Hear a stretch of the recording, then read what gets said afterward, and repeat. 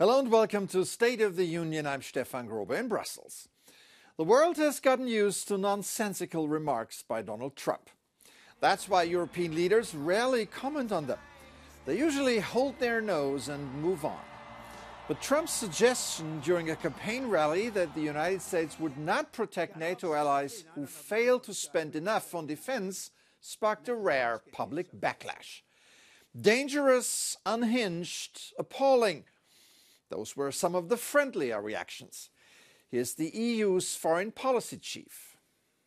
NATO cannot be a la carte military alliance. Cannot be a military alliance that works depending on the humor of the president of the US on those days. It's not yes, now yes, tomorrow no, it depends, who are you? Now, come on, let's be serious. Let's be serious. At a meeting of NATO defense ministers this week, participants were also not in a mood to mince words. The whole idea of NATO is that an attack on one ally will trigger the response from the whole alliance. And as long as we stand behind that message together, we prevent any military attack on any ally. So any suggestion that we are not standing up for each other, that we are not going to protect each other, that does undermine the security of all of us. Stoltenberg also reported record military spending of the alliance. As budgetary decisions are taken over a period of months, NATO spending cannot be considered a direct response to Trump, who has a track record of hostile remarks about NATO. It rather reflects a response to Russian aggression and Vladimir Putin. The higher military spending is being done in a rather difficult economic situation. This week, European aerospace group Airbus reported its latest earnings. The numbers were mixed. The financial forecast for 2024 was cautious. In general, it's a tough financial environment for the aviation industry, who is looking toward cutting costs everywhere. One option under consideration is a reduction of the number of pilots at the controls of an airliner. It's called the Extended Minimum Crew Operations, EMCO, something that pilots believe is a deeply concerning development that would come at the cost of safety. Joining me now is Otjan de Bruijn, President of the European Cockpit Association. Welcome to the program. Thank you. So, you represent more than 40,000 pilots in 33 countries. Tell us why your organization is against EMCO. So in aviation, we have redundancy and backup for all safety critical systems. And this philosophy is at the core of modern aviation. To give an example, on board of large airplanes, every safety critical system is installed twofold or threefold to prevent this crucial failure. Currently, there are also two pilots at the controls of an aircraft.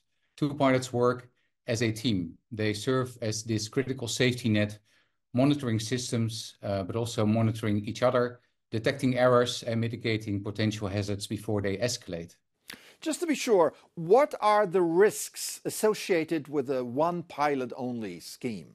So in this concept, when this one pilot is there for hours during the cruise phase, he or she would need to take a toilet break. And during this toilet break, there would be no pilot. So what happens, for instance, if at that moment air traffic control asks you to deviate from your flight path, if there is an engine fire or smoke developing on the flight deck or a collision warning, I, as a pilot, will not be able to be responsible for the safety of my passengers, of my crew and my aircraft.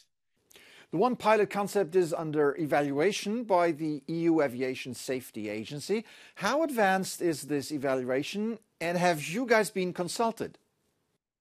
Yeah, so in the last 2 years, a small group of stakeholders has been consulted, in which we indeed were also consulted and have been involved. It is the first time in history where the European Aviation Safety Agency is starting rulemaking without the purpose of solving a safety issue.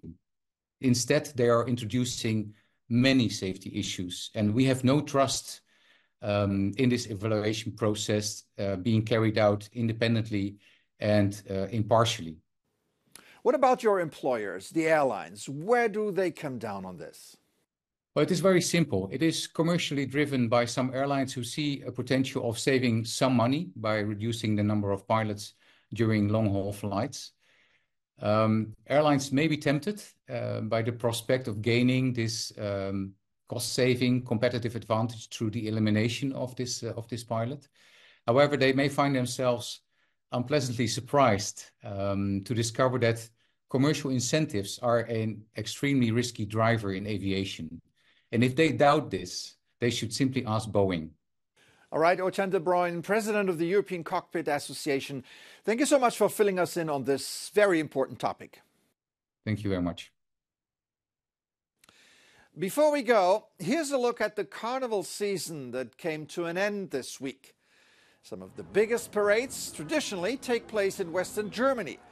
In Cologne alone, an estimated 1.5 million people took to the streets to celebrate the fun amid an abundance of candy, flowers and alcohol.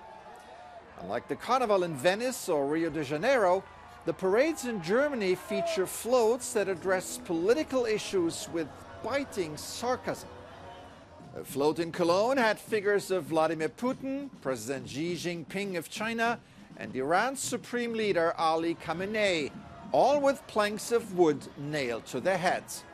In German, that means you're an idiot.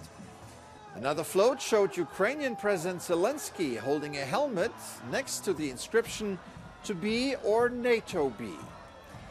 Amazing how complex issues suddenly become clear when you're in a very festive mood.